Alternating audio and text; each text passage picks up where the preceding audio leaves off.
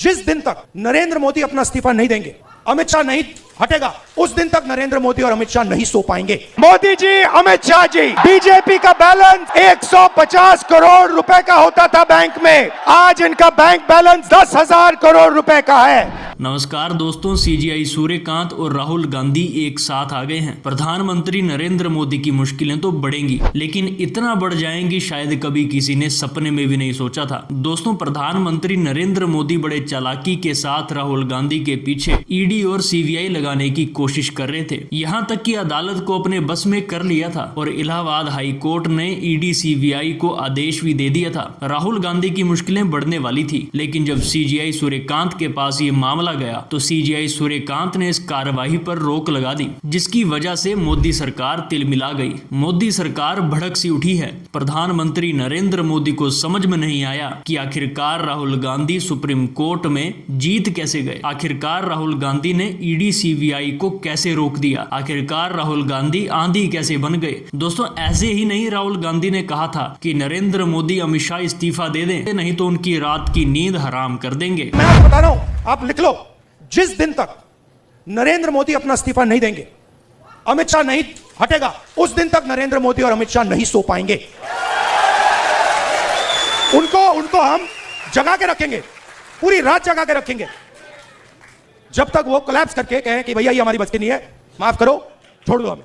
राहुल गांधी ने ये चुनौती बहुत पहले दे दी थी, लेकिन दोस्तों अब जो होने जा रहा है मोदी शाह के लिए वो बहुत ही खतरनाक है। अंधभक्तों, आंखें खोल कर देख लो नजारा, बड़ा खतरनाक होने जा रहा है। दोस्तों, बात ये है कि इधर राहुल गांधी पर ईडी सीबीआई का शिकंजा कसने की कोशिश मोदी जी कर रहे थे। आय से अधिक संपत्ति मामले पर राहुल गांधी को आरोपी ठहरा रहे थे और ईडी सीबीआई से जांच कराकर राहुल गांधी को जेल भिजवाने का काम कर रहे थे, क्योंकि राहुल गांधी का जो ओहदा बढ़ रहा था, राहुल गांधी जो युवाओं की धड़कन बन रहे हैं, मोदी जी को पसंद नहीं आया। इसीलिए मोदी जी ने ईडी और सीबीआई को लगाने का आदेश दिया। लेकिन दोस्तों, अब मुश्किलें इतनी बढ़ जाएंगी कि आय से अधिक संपत्ति राहुल की नहीं, मोदी शाह की हो जाएगी। कभी किसी ने सोचा नहीं था। दोस्तों, राहुल गांधी ने बहुत बड़ा खुलासा किया है। राहुल गांधी ने कहा कि बीजेपी के बैंक में कभी 150 करोड़ हुआ करते थे, लेकिन आज 10,000 करोड़, जी हाँ दोस्तों, 10,000 करोड़ सिस्टम है।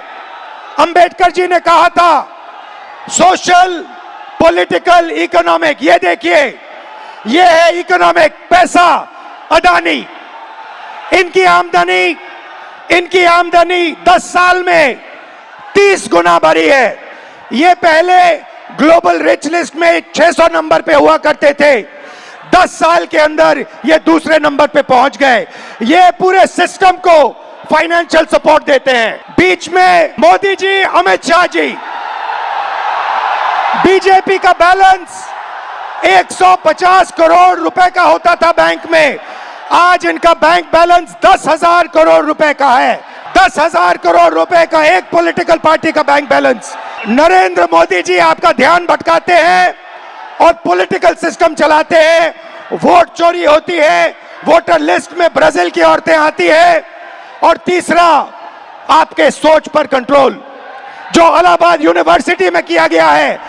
तो यहाँ पर आप सभी लोगों ने देखा कि अडानी की संपत्ति किस तरीके से 30 गुना बढ़ गई और बीजेपी का बैंक बैलेंस इतना हो गया। अब सवाल ये उठता है कि ईडी सीबीआई किसके पीछे लगे, मोदी शाह के पीछे लगे या फिर राहुल गांधी के पीछे लगे। आप लोग खुद कमेंट करके ये जरूर बता दें कि ईडी सीबीआई किसके पीछे लगनी चाहिए, मोदी शाह के पीछे या फिर राहुल गांधी के पीछे। दोस्तों, बात यहीं तक नहीं है। राहुल गांधी लगातार मोदी शाह को चैलेंज कर रहे हैं। राहुल गांधी लगातार मोदी शाह की सरकार को उखाड़ फेंकने की धमकी दे रहे हैं और ऐसा लग रहा है कि ये तीसरा टर्म मोदी जी का पूरा नहीं हो पाएगा। उससे पहले ही मोदी जी को शायद भागना पड़ जाएगा, पीएम पद से इस्तीफा देना पड़ जाएगा, क्योंकि राहुल गांधी ने पहले ही वीडियो में बता दिया है। आप लोगों ने देखा राहुल गांधी ने क्या कहा था कि हम इनकी नींद हराम कर देंगे। ये रात में सोना तो चाहेंगे लेकिन ये सो नहीं पाएंगे, क्योंकि जेनजी जिस तरीके से इनके पीछे हाथ धोकर पड़ा है, ऐसा लग रहा है कि इस्तीफा लेकर ही मानेगा। मिलेगा। और किस बात का घमंड है मोदी जी? आखिरकार मोदी जी को किस बात का घमंड है? अमित शाह को किस बात का घमंड है? अभी मल्लिकार्जुन खड़गे साहब का वीडियो मैं आपको दिखाता हूँ। बीजेपी में आधे से ज्यादा मंत्री तो कांग्रेस के हैं और खुदा ना खास्ता किसी दिन सबने पलटी मार दी तो मोदी सरकार शीशा लेदर हो जाएगी, पार्टी की शीशा लेदर हो जाएगी। आप बटोरते फिरेंगे लेकिन बटोर नहीं पाएंगे। जरा मल्लिकार्जुन खड़गे जी को सुनिए। लेकिन भगोड़े लोग, चंद लोग भाग गए और आज 12 मिनिस्टर में 10 मिनिस्टर कांग्रेस के हैं। कितने हैं? 10 है ना, क्या कम है? Out of 12 ministers 10 are from Congress. All they are भगोड़ेस, भागने वाले, जिनको स्वाभिमान नहीं है।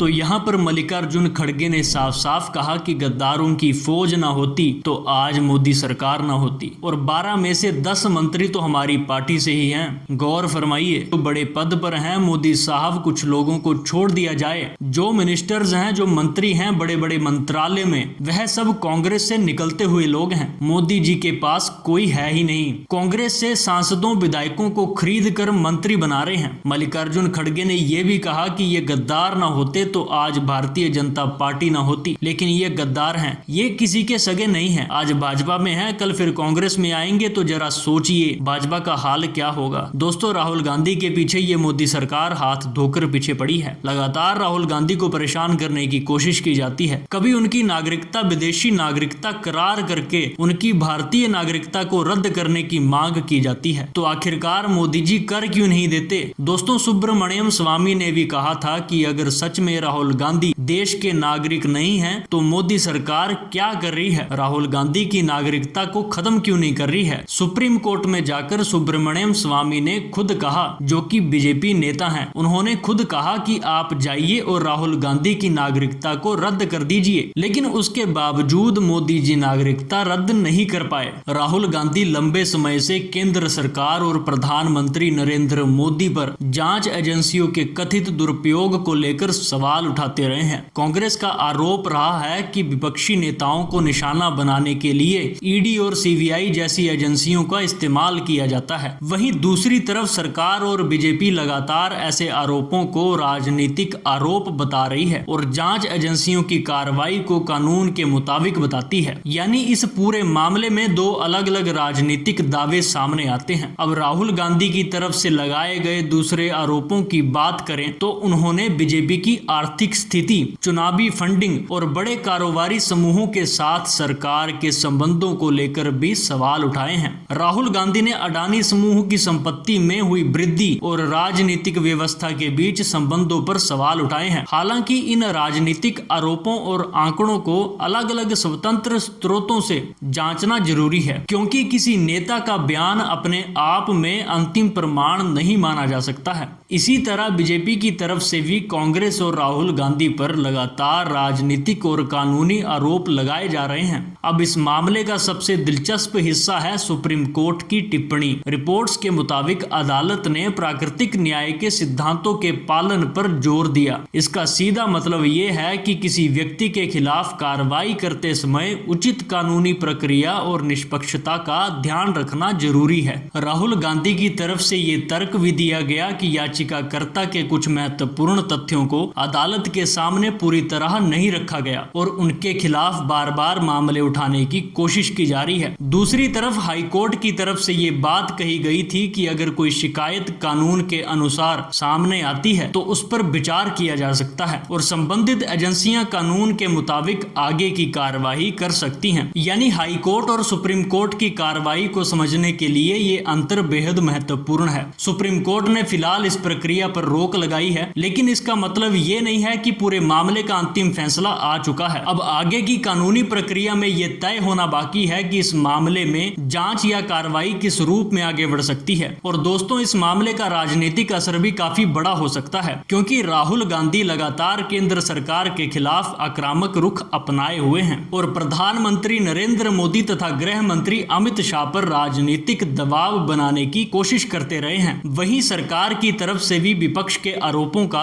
लगातार जवाब दिया जाता रहा है। तो इस समय सबसे बड़ा सवाल यही है, क्या ये सिर्फ एक कानूनी प्रक्रिया पर लगी अस्थायी रोक है या आने वाले समय में ये मामला राजनीति और बड़ा विवाद पैदा करने वाला है। फिलहाल इतना जरूर कहा जा सकता है कि सुप्रीम कोर्ट की इस कार्रवाई ने राहुल गांधी से जुड़े इस मामले को एक नया कानूनी मोड़ दे दिया है। अब आगे अदालत में क्या होता है, क्या जांच दोबारा शुरू होती है और इस मामले का अंतिम नतीजा क्या निकलता है, इस पर सभी की नजर होगी। तो दोस्तों, फिलहाल इस पूरे मामले में सबसे बड़ी नजर अब सुप्रीम कोर्ट की अगली सुनवाई पर रहने वाली है, क्योंकि सवाल सिर्फ राहुल गांधी का नहीं है। सवाल ये भी है कि इस देश में जांच एजेंसियों की कार्रवाई किस तरह और किन परिस्थितियों में होनी चाहिए। एक तरफ विपक्ष सरकार पर एजेंसियों के इस्तेमाल का आरोप लगा रहा है, तो दूसरी तरफ सरकार इन आरोपों को लगातार खारिज करती रही है। अब आने वाले दिनों में अदालत की अगली कार्रवाई क्या दिशा देती है?